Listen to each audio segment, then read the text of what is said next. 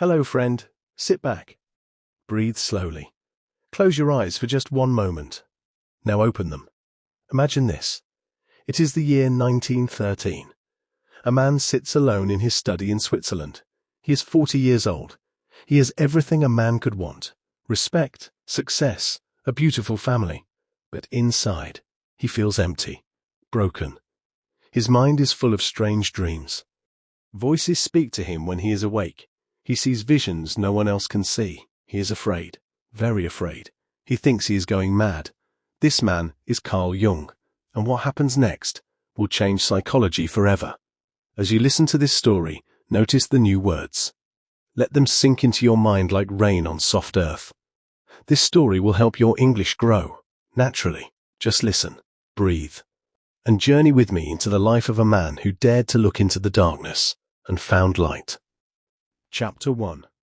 The Lonely Boy Who Talked to Stones. Carl Gustav Jung was born on July 26, 1875. His birthplace was a small village called Keswil. It sits near a beautiful lake in Switzerland. The lake is called Lake Constance. The water is blue, the mountains are green. But for baby Carl, life would not be simple or easy. His father, Paul Jung, was a pastor. A pastor is a religious leader in a church. Paul Jung worked hard, but he had a problem. He did not truly believe his own religion anymore. He had doubts, deep doubts about God. This made him sad, weak. He could not answer his own questions. Imagine a father who teaches faith, but has no faith himself. This confused young Carl. His mother, Emily, came from a strong family. Many of her relatives were important church leaders. But Emily had her own struggles. She was often sick, emotionally sick. Sometimes she had to leave home for treatment. For little Carl, this felt like abandonment. His mother would disappear for weeks. He felt alone, very alone. When Carl was 4 years old, the family moved to Basel. Basel is a bigger city in Switzerland. Their new home was near a church. Every day, Carl heard the church bells ring. Ding, dong, ding, dong. The sound was constant, like a heartbeat for the town. But for Carl, it was a reminder of his father's unhappiness. Carl was a quiet child.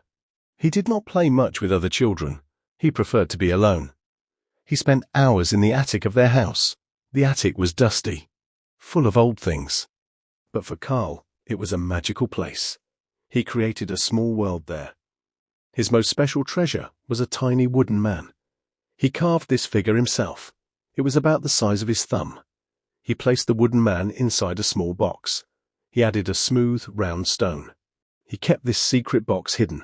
No one knew about it, not even his parents. Every few days, Carl would climb to the attic. He would open the box. He would speak to the wooden man. He told it his secrets, his fears, his dreams. He felt the wooden man listened, really listened. This was his first friend, a friend made of wood and imagination. As you listen, notice how we use simple words to paint pictures.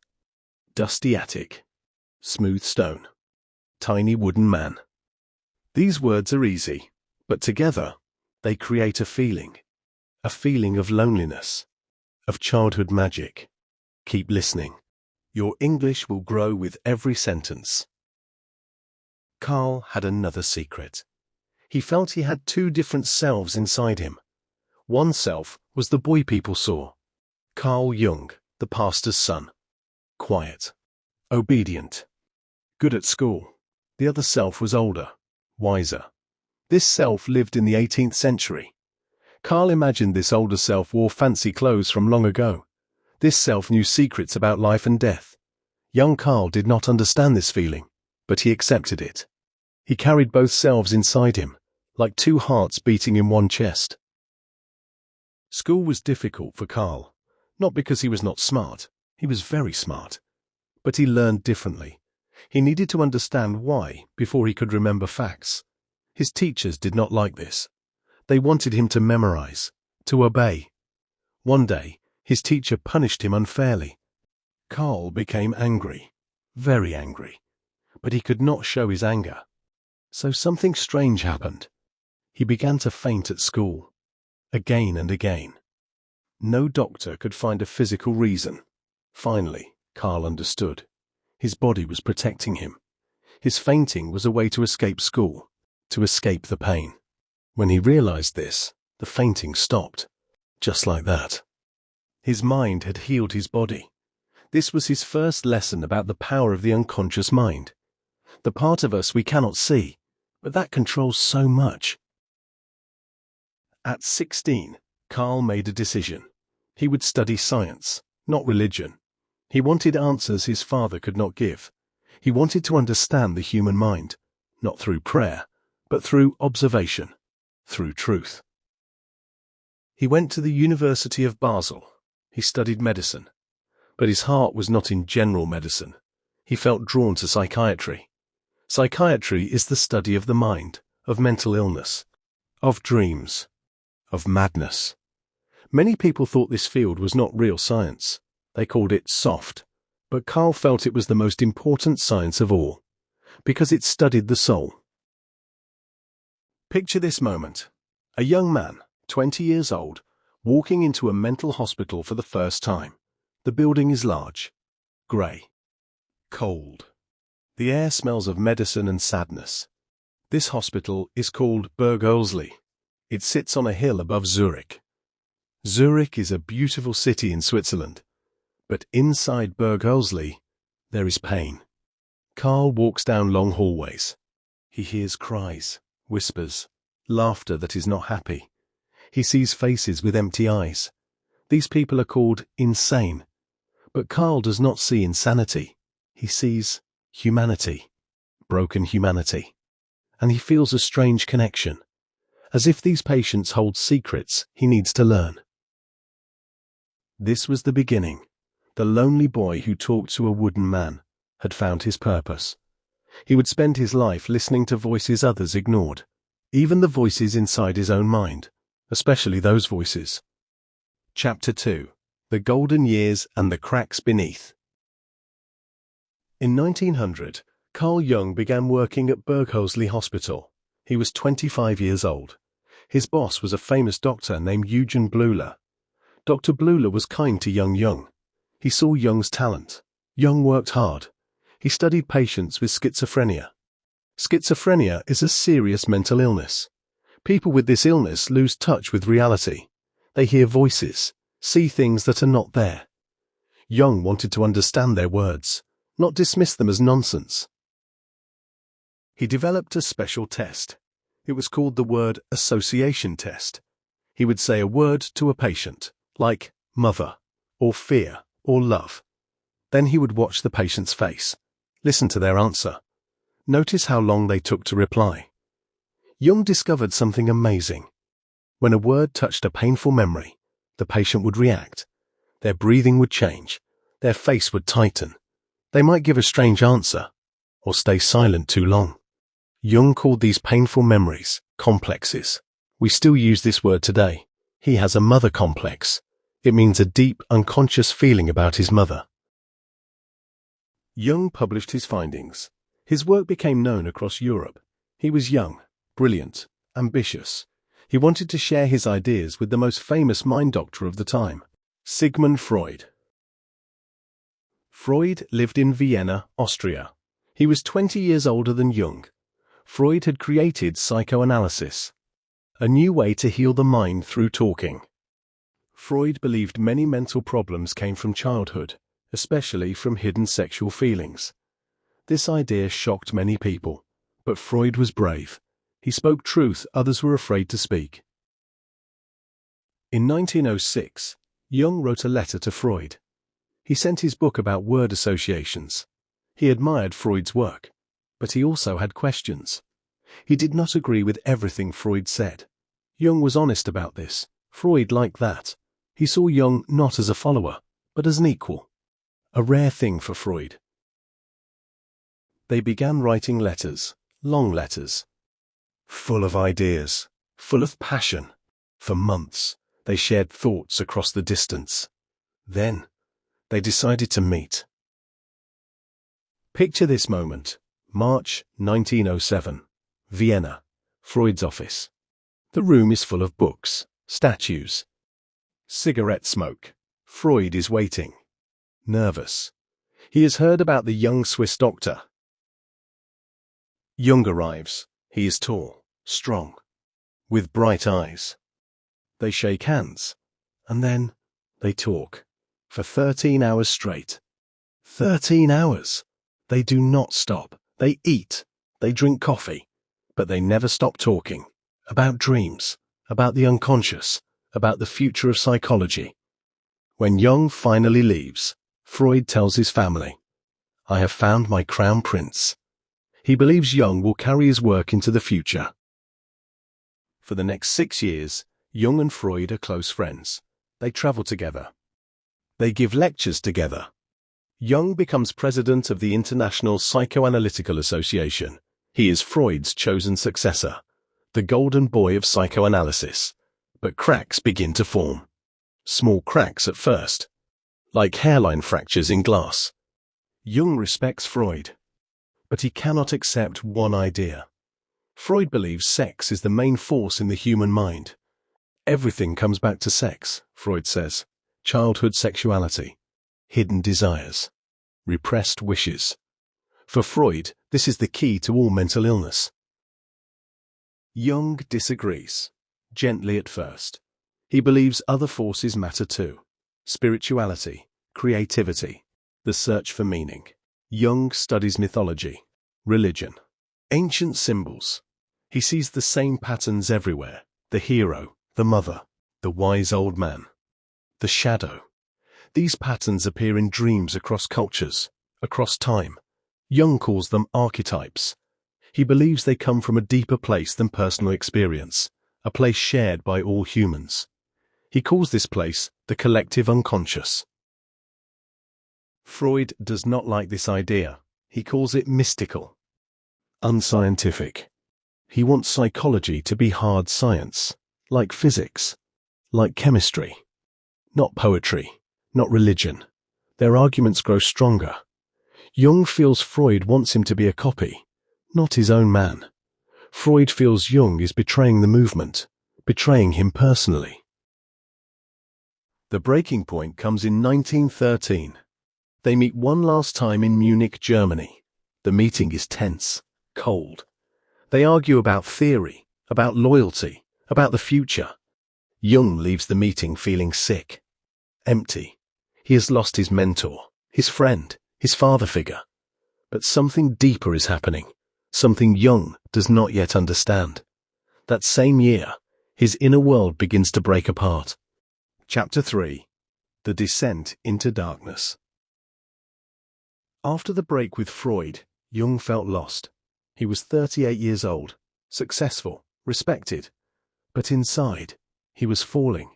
His dreams became intense, strange, filled with blood and destruction.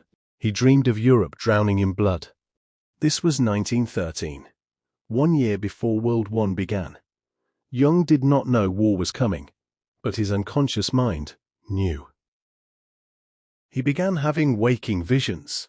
While walking in his garden, he saw a flood covering Europe. The water was red with blood. He saw dead bodies floating. He was terrified. Was he going mad? Was this schizophrenia? The illness he had studied for years? Most doctors would have hidden these experiences. They would have taken medicine, rested, tried to forget. But Jung made a brave choice, a dangerous choice. He decided to go deeper, not run away. He would face the darkness. He would let the visions come. He would write them down. He would draw them. He would talk to the figures in his visions, as he once talked to his wooden man in the attic. This period lasted from 1913 to about 1919. Jung called it his confrontation with the unconscious. Others might call it a nervous breakdown. But Jung saw it differently. He saw it as a necessary journey, a journey every person must make to become whole. He began a special practice. He called it active imagination. He would sit quietly, relax his mind, and then he would invite the figures from his dreams to speak. One figure appeared again and again, an old man with a young girl. The old man called himself Philemon. He was wise, calm. He taught Jung things Jung did not know consciously. Once, Jung saw a real bird fly into his garden. It looked exactly like a bird Philemon had described days before. Jung was shocked. How could this happen? He realized Philemon was not just imagination. He was a real part of Jung's psyche. A guide from the unconscious. Jung also met his shadow. The shadow is the dark part of ourselves we hide. Our anger, our selfishness, our cruelty. Jung saw his shadow as a small, dark-skinned man with a knife. This figure followed him, mocked him. Jung had to accept this shadow as part of himself, not fight it, not hate it. Just accept it. This was painful, but necessary. During these years, Jung created his most personal work. He called it Liber Novus, in English, the New Book. But everyone knows it as the Red Book. Why red? Because he wrote it in a large red leather-bound journal. He did not just write words. He painted beautiful, strange pictures, mandalas, mythological scenes, figures from his visions. The Red Book is part diary, part dream record, part spiritual journey. He worked on it for years, but he never published it in his lifetime. He was afraid people would think he was mad. The Red Book stayed locked in a bank vault for decades after his death. It was only published in 2009, long after Jung was gone. As you listen to this story, notice how we describe difficult feelings with simple words. Lost, falling, terrified, brave. You do not need big words to share deep emotions. Simple words, with feeling, touch the heart. Keep listening. Your heart understands English before your mind does. Jung's family life suffered during this time. His wife, Emma, stood by him. She was strong, but it was hard. Jung was often distant, absent in spirit. His 5 children saw a father lost in his own world. Jung later said this period was the most important of his life. But it was also the most painful, he wrote. I stood helpless before an alien world. Everything seemed difficult and incomprehensible. He almost lost himself completely. Once, he felt so close to madness, he prepared a knife by his bed. If the visions became too strong, he would end his life. But he did not. He held on, minute by minute, hour by hour, day by day. Why did he not break? Why did he not go truly mad? Jung believed he survived because he had a method. He wrote everything down. He gave form to the chaos. When you give words to fear, the fear loses power. When you draw a monster, it becomes smaller, manageable. Jung did not fight his unconscious. He made friends with it. He listened. He learned. This is the great lesson of Jung's crisis. The way out is through, not around, not over, not under, but through. Face your darkness, your fears, your strange dreams.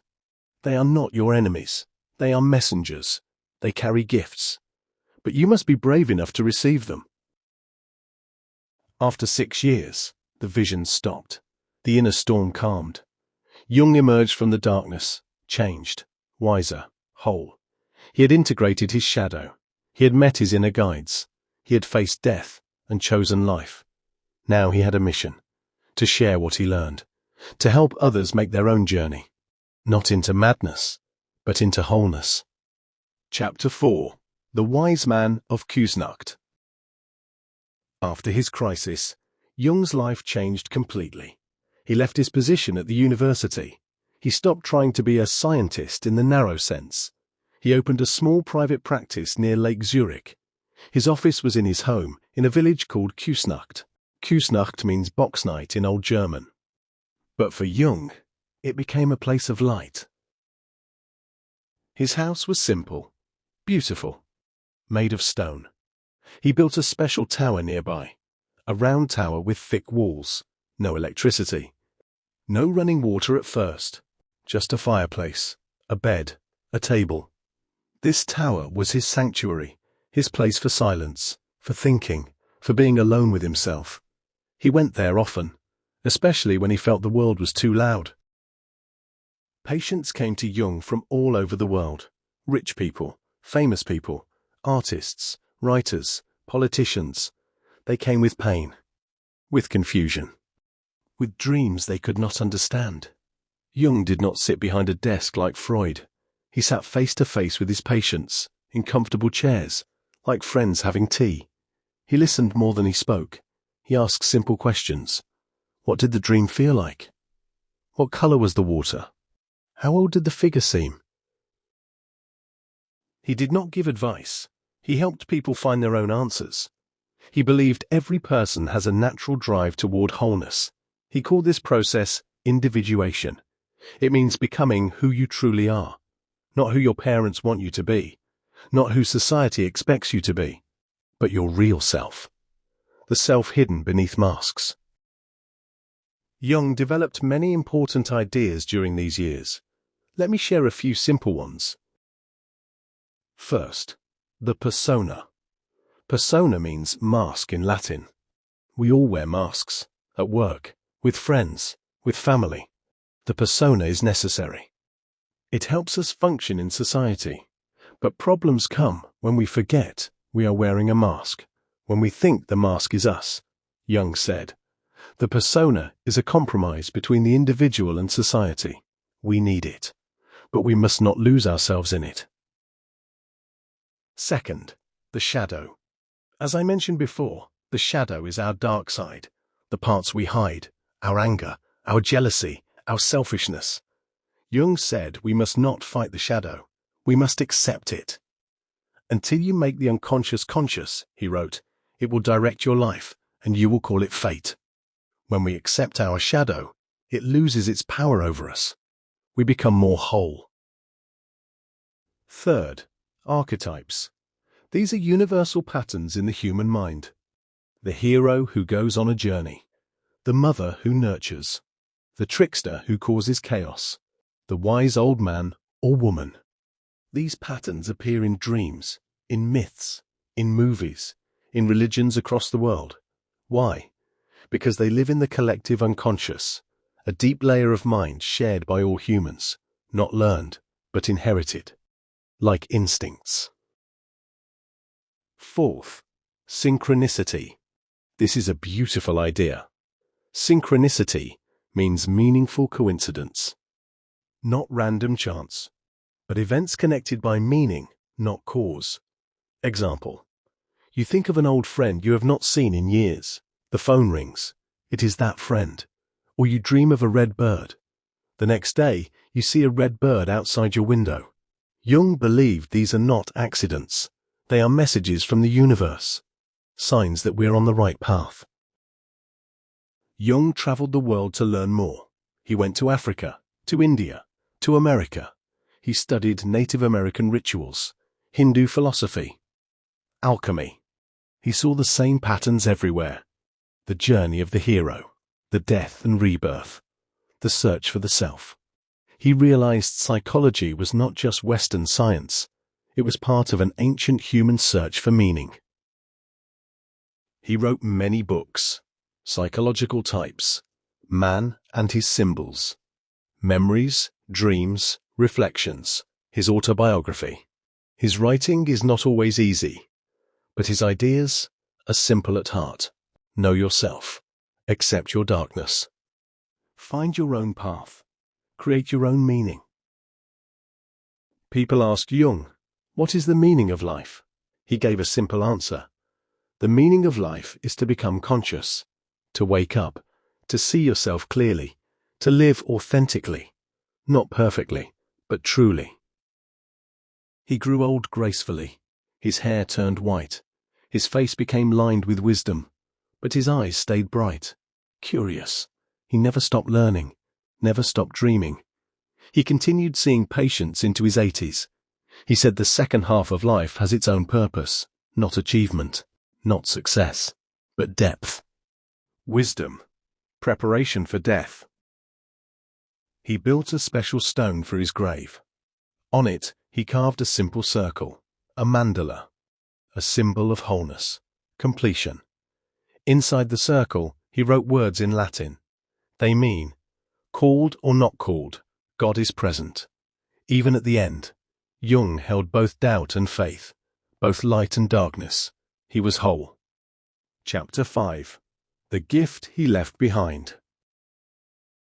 Carl Jung died on June 6, 1961. He was 85 years old.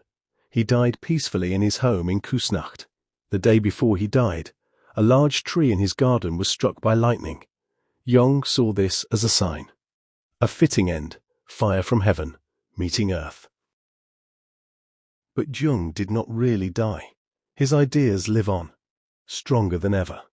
Today, his words appear everywhere, in self-help books, in therapy offices, in movies and novels.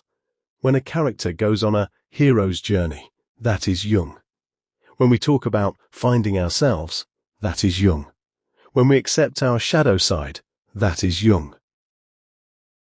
His greatest gift was this. He gave us permission to be complex, to hold contradictions, to be both light and dark, to doubt and believe, to be rational and mystical. Jung did not want followers. He wanted companions on the journey. He said, "Who looks outside dreams? Who looks inside awakes."